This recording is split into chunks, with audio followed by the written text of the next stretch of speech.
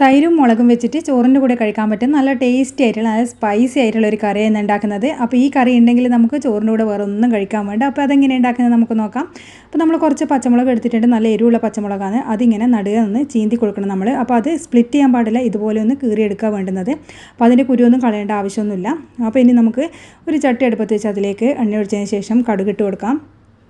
ഒരു നുള്ളി ജീരകം, ഒരിത്തിരി ഉലുവ, അതുപോലെ നമ്മൾ കറിവേപ്പില, പിന്നെ നേരത്തെ ചീന്തിയ പച്ചമുളകൊക്കെ ചേർക്കുക. പിന്നെ ഒരിത്തിരി മഞ്ഞൾപ്പൊടി, കുറച്ച് മുളക് പൊടി, ഉപ്പ്, പിന്നെ കായപ്പൊടി ഒക്കെ ചേർത്തിട്ട് നമുക്ക് നല്ലപോലെ ഇതൊന്ന് വഴറ്റിയെടുക്കാം. മുളക് നന്നായി വാടി വരുന്ന സമയത്ത് മിക്സിയിൽ അടിച്ച കുറച്ച് തൈര്, കട്ട തൈരാണ് ചേർത്ത് കൊടുക്കേണ്ടത്. ഒരുപാട് പുളിയുള്ള തൈരല്ല ഇത്. പിന്നെ തീ നല്ലോണം കുറച്ച് വെക്കാൻ ശ്രദ്ധിക്കുക.